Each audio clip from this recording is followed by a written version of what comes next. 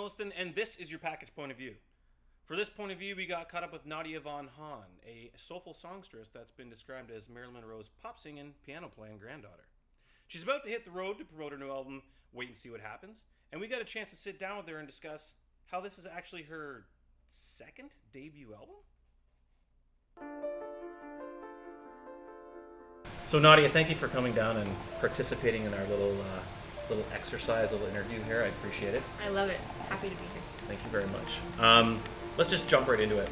I know that you were in Victoria for a number of years and are classically trained in voice, acting, and musical theater. Yes, I took a lot of classical training for voice and mainly throughout high school. And then after high school, I was like, oh, maybe I want to be an opera singer, but I really want to go to this performing arts college. So then I got really heavy into musical theater for 2 years there. And that was kind of where I was going to go. So your music has been described as like soulful ballads, retro pop. Where's your influence come from? What actually shapes what you do? For a long time, I didn't really have anyone to play with. Being from a small town, all the people in town were like punk rockers. And I was a pretty angsty teenager, so I think the soulful ballads part just came from kind of being on my own as a teenager. And then I always really loved musical theater and that really theatrical aspect of performing and putting on a show. And so I think that's where kind of the retro pop might come from, is just, and also in the stuff I'm writing now, I really want it to be theatrical and entertaining. So as far as performance, who's influenced you? I used to be a huge fan of Lauryn Hill, which doesn't really make sense. I used to watch a lot of old like Judy Garland musicals. Okay.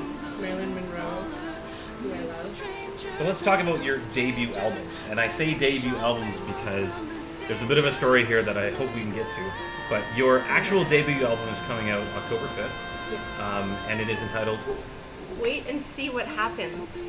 So tell me a little bit about your first album. You were working on it? I started recording in Victoria with some friends, lovely, talented people, and we were almost done, and it was in a home studio in a garage, and then I got an email one day being like, the computer was taken, we've lost everything's gone. Because there hadn't been any backups for me. I cried for one night and then just was like, okay, there must be a reason, like, I'll just do it again. How excited are you that this is coming out? I just got my physical copies of the album. I can show you, actually, I have some. Yay, and sneak preview! I just got these like a week ago. And package exclusive. Yes, package exclusive. So this is the first time I've ever had a physical like representation of what I've wanted to do for ages. And she's carrying it with her everywhere. I do though. She's carrying it with her everywhere. That's amazing. So you're hitting the road. You're doing a bit of a Canadian tour to promote the album. Yeah. We're driving all the way to Toronto and then starting there, and the first show is October 6th. Awesome. So what's the best way for people to find out that schedule? Probably your MySpace? MySpace. Okay, good. So, usually this is the point where I ask someone, what's next for them, but it's clear that we know what's up for you. Just general awesomeness. General all around. awesomeness. Yeah. So, again, thank you for coming out and spending some time with us. And I'd like to thank you guys for stopping by, and I demand that you run out there and get this album as soon as it hits the shelves, October the 5th. Get out there and get it right away. And until next time, package encourages you, wrap it up and stop.